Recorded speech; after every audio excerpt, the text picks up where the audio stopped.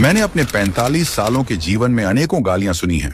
जहां भी बीजेपी जाती है नफरत फैलाती है। भाजपा एक अलोकतांत्रिक पार्टी है। उसने विरोधी है बीजेपी पार्टी पूरी। भारतीय जनता पार्टी हारती चली जाएगी। इन्हीं कीचड़ से निकलकर मेरा कमल खिला है। हाँ, मैं भाजपा हूं और यहां तक पहुंचा कि आज जहां मेरे कार्यकर्ता खड़े हो जाते हैं वहां माहौल गूंज उठता है। 1980 में मेरा जन्म हुआ। मेरा पहला शब्द था राष्ट्र प्रेम। आज भी उसी राह पे चलता हूं जहां देश पहले, पार्टी बाद में और खुद को सबसे अंतिम रखा जाता है। मैं केवल एक संगठन नहीं, विचार हूं। मुझे सत्ता की भूख नहीं, भारत के सपने पूरे करने हैं। मेरा जन्म हुआ उन्हें उठाने के लिए जिनके आंखों पर पट्टी बांध दी गई। मुझे मां भारती की सेवा का अवसर उस तेजस्वी पुरुष से मिला जिन्होंने नेहरू की कैबिनेट ठुकरा दी, सत्ता मोह को धुत्तकार दिया, सिर्फ एक विचारधारा के लिए, क्योंकि उनका मानना था एक देश में 2 विधान, 2 प्रधान और 2 निशान हो ही नहीं सकता। इसी विचार के लिए उन्होंने प्राण न्यौछावर किए। यहीं से मेरी जड़ें आत्म बलिदान में पनपी और मेरी पहचान बनी आत्म बलिदान। शुरुआत डगमगाई जरूर, किसी को बगैर मेहनत के थाली में परोसकर 17 साल का सिंहासन मिला, लेकिन 16 साल के संघर्ष के बाद मुझे मेरा पहला प्रधानमंत्री मिला, वो भी सिर्फ 13 दिन के लिए। 2 सीटों पर भी सिमटा मैं। संसद में मेरा मजाक बना, लेकिन कभी मेरे पैर नहीं डगमगाए, क्योंकि मेरे जननायक की तरह मेरे हौसले भी थे अटल।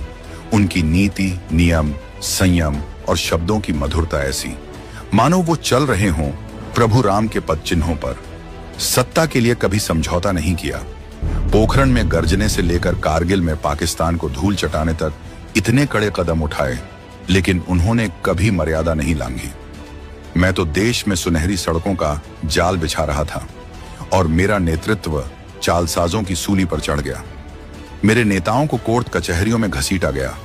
मेरी आत्मा को सांप्रदायिक कहकर कलंकित किया गया। मुझे विकास की धारा बनाने वालों को दंगों का दोषी बना दिया गया।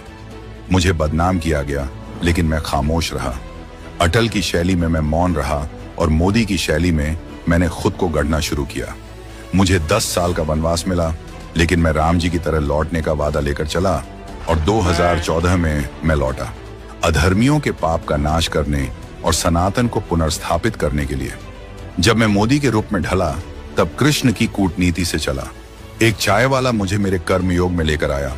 उसने समझा कि सहिष्णुता की सीमा लांघी जा चुकी है, तो उसने कृष्ण की चतुराई को रणभूमि में उतारकर चुनौतियों का सामना किया।